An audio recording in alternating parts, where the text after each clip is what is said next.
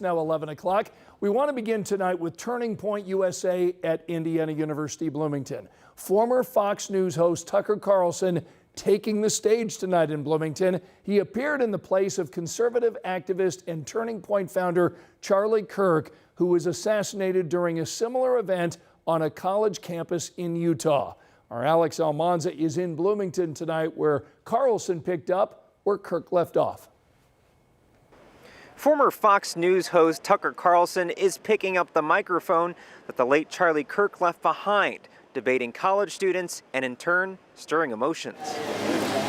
Outside IU Auditorium, there was excitement. Definitely super excited for Tucker Carlson. He's been in the game a long time, very, very smart, fast, everything he has to say, and I enjoy a lot of what he has to say, so been following him a while too. In frustration. I'm surprised, but also kind of not surprised that IU would invite somebody who is opposed to the existence of a large percentage of people that are on their campus. Mixed emotions as the Hoosier State welcomed Carlson to campus. Governor Mike Braun opened the night with remarks saying that even in Charlie Kirk's absence, he hopes Hoosiers continue to embody his values. We want to make sure on Main Street, the heartland of America, and across the country, we push the stuff that Charlie believed in, that all of us do. Work hard, go Hoosiers. Thank you. Tucker Carlson then took to the stage, a spot once slated for Kirk, now a symbolic passing of the torch. Carlson debated students on issues like immigration and the future of free speech, and at times, it got heated. You're one of the most annoying people I've ever dealt with. This is why But for many, the night was about something bigger than politics. It was about continuing Kirk's legacy. Charlie was such a great coalitionist. He brought so many people together, so it's great to see these people come alongside him to help continue the mission. Turning Point USA's next stop is Louisiana State University, where podcaster Allie Beth Stuckey will headline the event. In Bloomington, Alex Almanza, 13 News.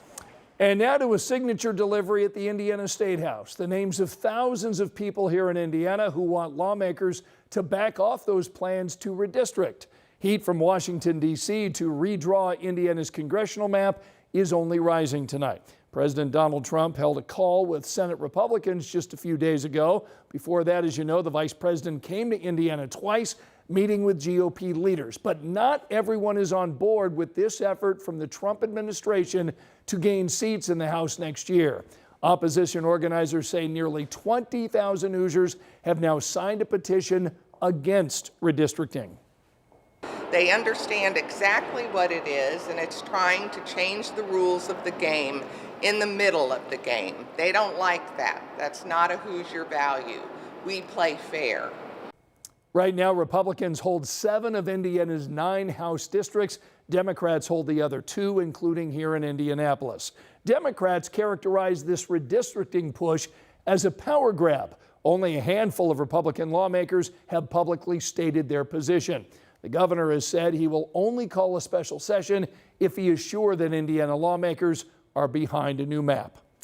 From congressional boundaries to state boundaries, tomorrow the Indiana-Illinois Boundary Adjustment Commission is set to meet and talk about the possibility of several Illinois counties joining our state.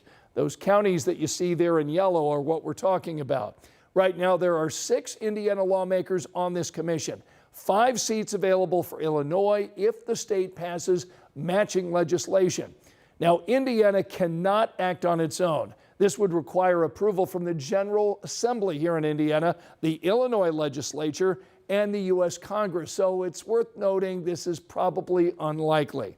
Now, this commission will meet tomorrow morning on the campus of Indiana State in Terre Haute. You can watch it at 10:30. We've got a link so you can do so by going to WTHR.com. A little cool out there tonight, Angela. It is a little cool out there, Scott. And we still have a few showers as well. Not as heavy or as widespread as we had this afternoon and early this evening, but you can see on radar a little bit of activity, especially north from Frankfort to Kokomo to Wabash, also including the eastern part of the state from Portland south to near the Richmond area, just north of Richmond, closer to the Winchester area. We will continue to see clouds and a few showers mainly north and east 40s and 50s on the map right now. It's 53 in Indianapolis, 48 Lafayette and Kokomo. You're going to need the jacket all day long tomorrow.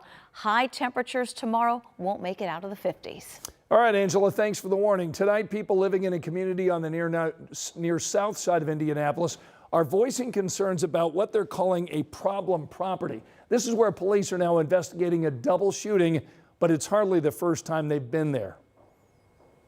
As much as I hate to say it, I'm not surprised. I think it was probably inevitable, truthfully. That shooting happened around 6 this morning along Tabor Street. That's not far from Shelby and Raymond.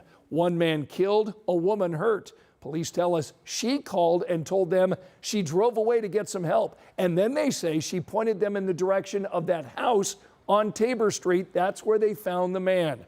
We checked police reports tonight. They tell us that officers have been called to that place more than 40 times in just 4 years.